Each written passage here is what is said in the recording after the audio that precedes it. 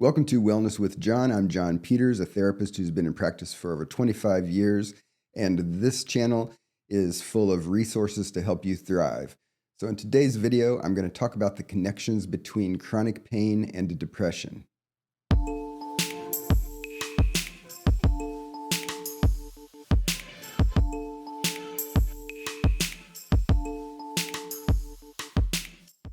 Okay, so in today's video, I want to talk about chronic pain and depression. And I don't do this to be depressing, even though it's a depressing topic, obviously. But it's important sometimes to survey the particular ways that chronic pain contributes to an increased risk of depression. Because sufferers of chronic pain, if you look at the rate of clinical depression versus the rate in the general population, not surprisingly, people who have chronic pain have a higher rate of clinical depression compared to the general population, right?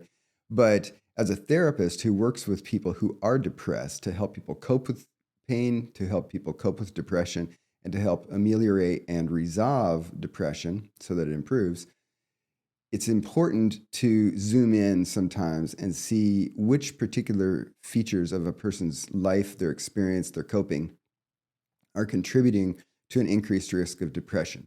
Because both to cope with it and also to help it resolve, sometimes you have to look at the mechanisms, the way that you connect the dots between how someone is experiencing their life, how they're coping with their life, and how they're then resultingly either not depressed or depressed.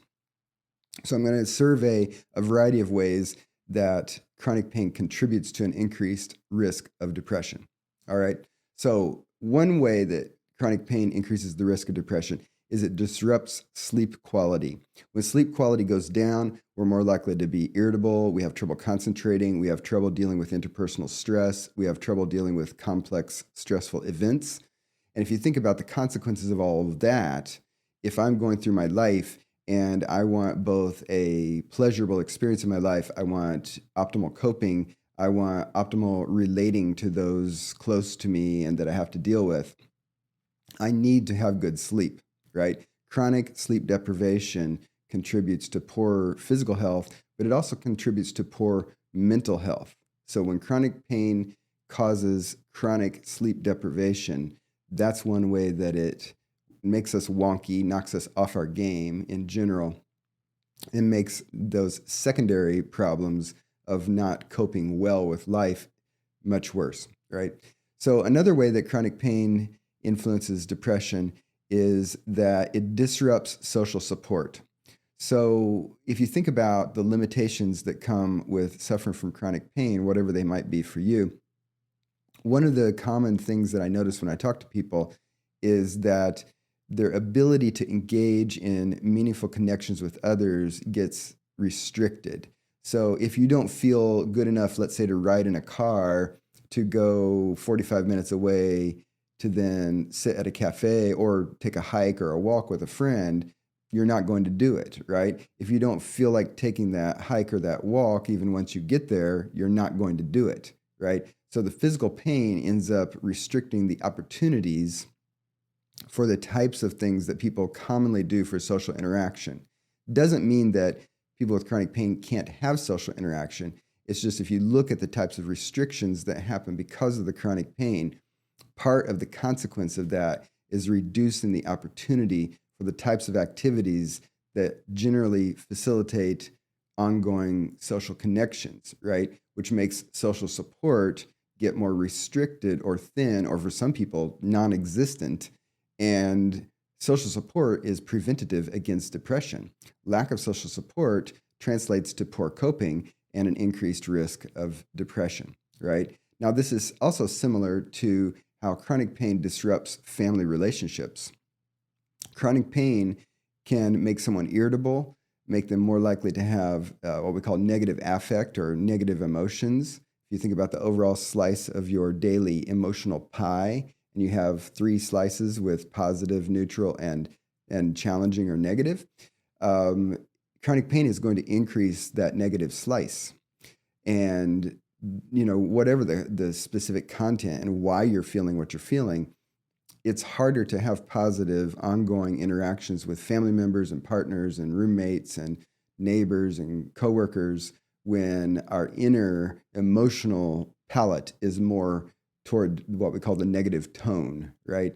So chronic pain causes that in an ongoing way, and that's a significant factor in impacting the quality of connections with those that you're closest to, which again produces another level of stress. So whatever's going on in your relationships, they're going to be stressful part of the time, but the amount of stress is going to go up in part because you are so stressed that it's pushing you more toward that what we call negative valence or negative tone of emotional experience, which again it broadcasts out to those you interact with, but it reflects back to you as well and makes all relationships become somewhat more challenging, some of them a lot more challenging, right? Another thing that affects partner relationships is, as you probably already can know, easily thinking about it, chronic pain isn't sexy. Sex drive can go down when someone's in pain. The physical limitations related to whatever someone's health issues are might be limiting in terms of sexual opportunities with their partner. And the stuff that I was talking about earlier in terms of negative affect and increased stress in relationships generally does not increase, but decreases positive sexual interactions. And rewarding sexuality is part of how individuals derive satisfaction and cope with the stress of life, but it's also part of the glue that binds partners together. And so when chronic pain diminishes the opportunity for mutually rewarding sex, then that again is something that could diminish the quality of the relationship, which means to the extent that the relationship is protective against being depressed, that overall gets reduced, right? Now, another way that it promotes depression is that those physical limitations that come with suffering from chronic pain limit physical activity, including exercise. And there are plenty of studies that have shown that regular, moderate exercise is preventative and even curative for depression. So there's been some studies out I've seen recently where that say, like 40 minutes of moderate walking per day is about as good as taking an antidepressant in terms of its protective effect against depression. But there's debate out there about why exercise helps prevent depression. But the studies have shown that it does. And so being physically sluggish, being sedentary, being kind of stuck physically is certainly an increased risk factor for clinical depression because moving your body around in many ways seems to help with improving our mood and helping us cope with stress and helping us let go of stress. Another way that chronic pain increases the risk of depression is it limits our ability to engage in meaningful activities. So both theory and logic, but also research show that when people are able to engage in hobbies and volunteerism, and if they're religious, like participation in congregation and a religious community, when we do meaningful things in our life, things that aren't just pleasurable in the moment, although they might be, but things that are more deeply rewarding in terms of activities that are consistent with our values and our goals, and that we have a more developed relationship with. When we do meaningful things, that has been shown to be protective against depression. So like studies that look at people, for example, people who volunteer versus people who don't volunteer, it turns out that people who volunteer are less depressed and clinically anxious than people who don't, right? People who have hobbies are less depressed and anxious than people who don't, right? So meaningful activities translate into protection against depression. The limitations that come with suffering chronic health issues and chronic pain tend to limit those opportunities, and therefore that's another way that the protective factor gets reduced because of the limitations related to chronic pain. Chronic pain also reduces a person's sense of agency. So one of the things we know about stress is that you're more likely to be subjectively highly stressed when you say, I feel like I'm out of control, right? And obviously, when you're dealing with health issues, your brain is focused on very consequential things like, oh my God, I need to feel better in order to work, or I need to feel better in order to be able to get out and exercise and hang out with my friends and things like that. So you're highly in touch with a focus on things that are not fully in your control and that are impactful and consequential in very challenging ways for you. And this affects our general sense of agency, or our general sense of power, our general sense of being in control about the things that matter in our life. And so if you look at loss of sense of agency, loss of sense of control, people who have less of that are more anxious and more clinically depressed, right? So that's one threat to the self at a deeper level that happens through prolonged experiences of chronic pain and chronic health conditions, is that it erodes our sense of fundamental agency and control in our life. That puts us at greater risk of depression. Chronic pain increases, as I was saying earlier, the overall amount of negative or challenging emotions in our overall palette of our ongoing experience that we sometimes call our affect. You can think about affect as like the general climate and your emotional state as the weather today, right? So your general affect tends to become more negative in tone when you're experiencing a chronic stressor, when you're experiencing chronic health conditions, chronic pain. And one of the ways it does this is just directly being miserable. And so that when you're living your life moment to moment and you have a what we call a noxious stimulus, so the pain stimulus that's interfering with your enjoyment of your ongoing experience, you're more likely to have negative emotions. However, studies have looked at the parts of the brain that process emotions, and it turns out that there's a lot of overlap in terms of the parts of the brain that process pain stimuli with the parts of the brain that process emotions and also that mediate the stress response.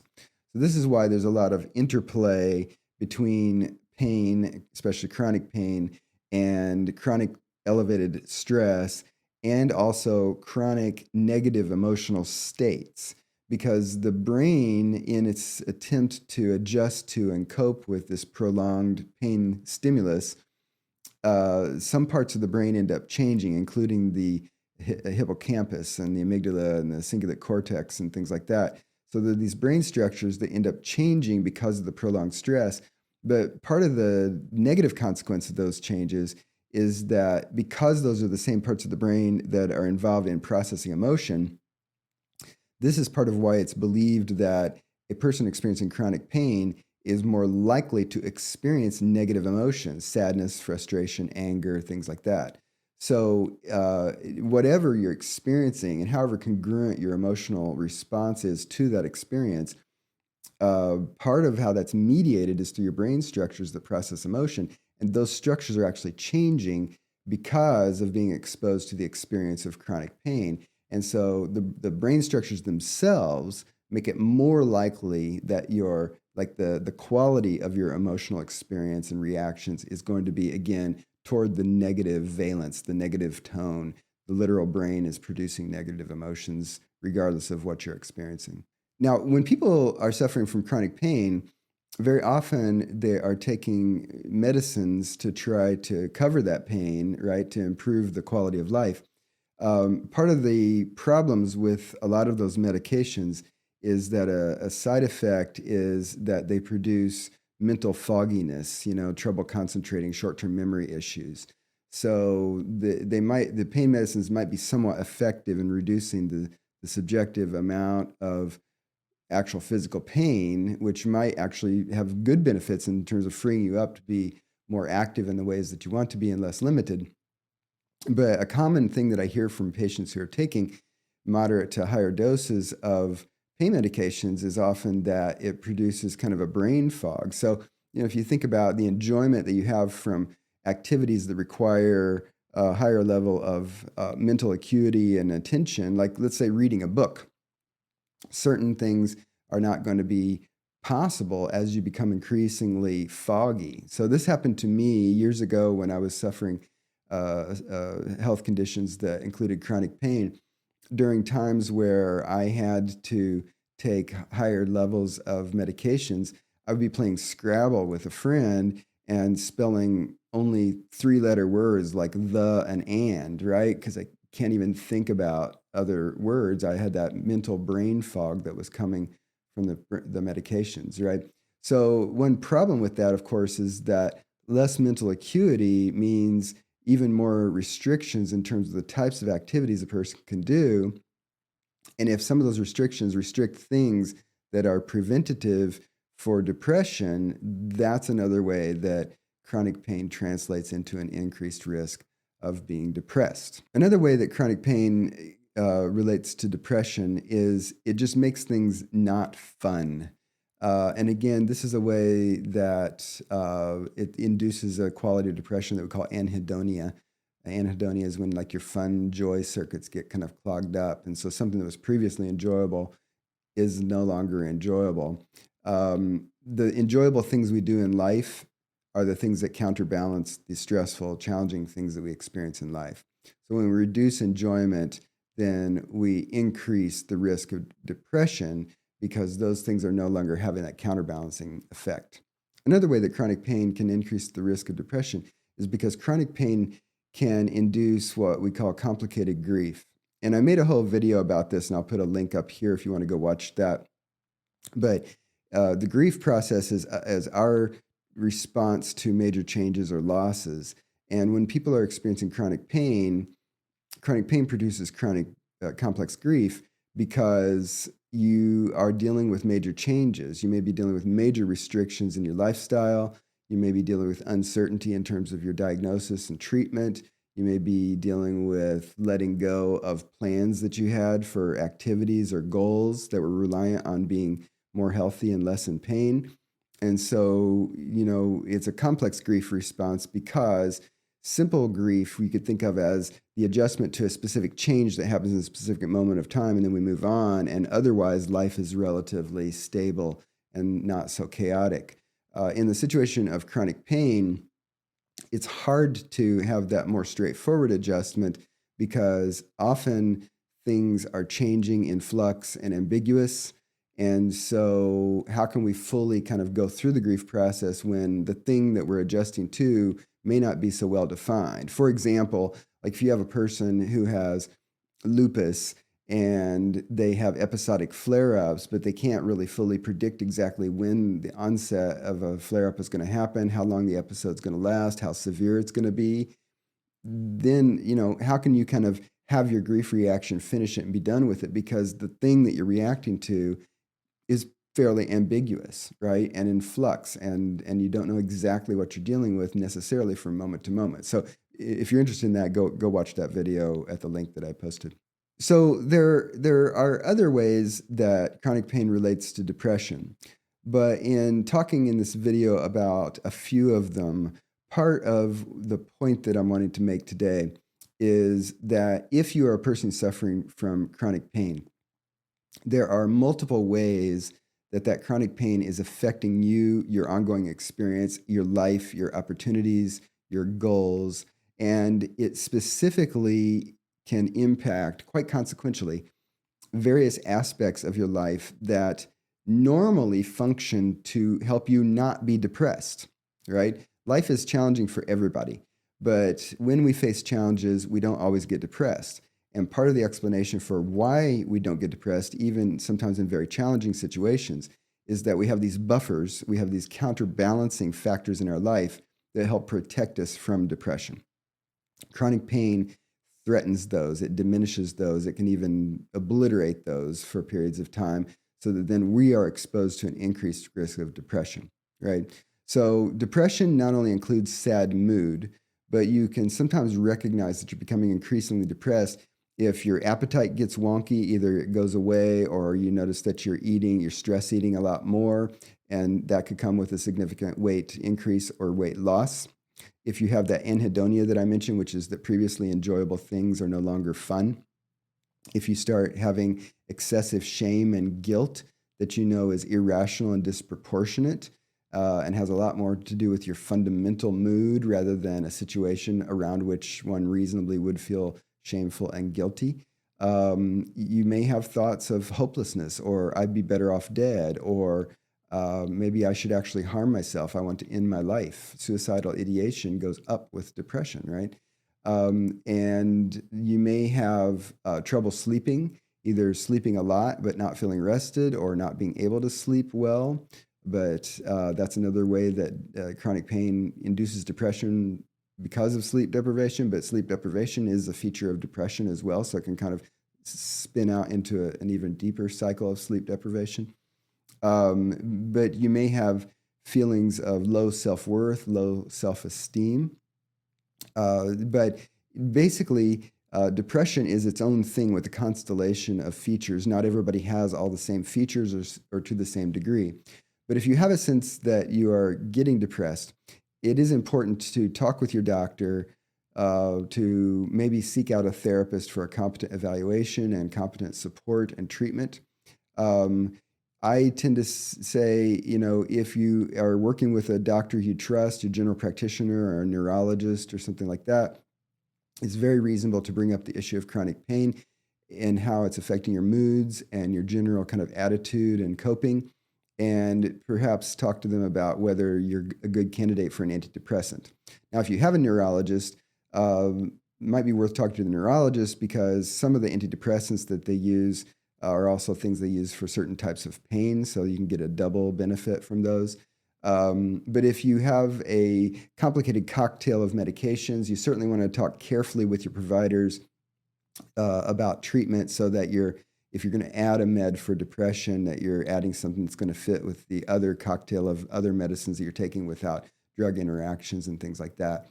Do you need to see a psychiatrist? Not necessarily, but your general practitioner or your neurologist might refer you to a psychiatrist if they do think that you're a complicated patient with either a complicated health status or medicine regimen, where they want the psychiatrist to give an expert opinion on the type of antidepressant that would be good to treat you with, so that it doesn't interfere with other things, so it gives you a good treatment benefit without too many bothersome side effects or risks like that.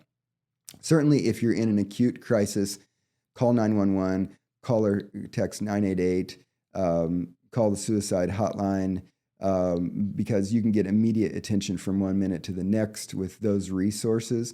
And sometimes that is a wise choice for people if you have descended into a very negative state where you just cannot function, or whether if you're at risk of harming yourself, get immediate help to get support to stay safe and alive. Now, I have a free ebook that gives some information about how mindfulness practices help with chronic pain. And I'll put a link to that below. It's just courses.johnpeters.online/free chronic pain ebook. But you can see the link here and click it below. But if you'd like to get an ebook that talks about how mindfulness can help with chronic pain, that is another thing to explore, because there are things you can do at home that have a significant impact on chronic pain, which obviously could ameliorate these risks of depression that I've been talking about in this video. So things like mindful breathing, concrete thinking, or doing a body scan, those are very effective techniques that have been shown both through practitioners like me who work with people with chronic pain, but also the research that's looked at that. A lot of people get very significant pain reduction through the use of mindfulness-based cognitive techniques that address chronic pain. So if you want to learn more about that, get my free ebook, and it explains a little more about those types of supports. Also, feel free to check out other videos on chronic pain on my channel, right? So hopefully this is helpful to you. If you like this kind of content, feel free to hit the like button below, and feel free to subscribe to the channel, and I'll see you in an upcoming video.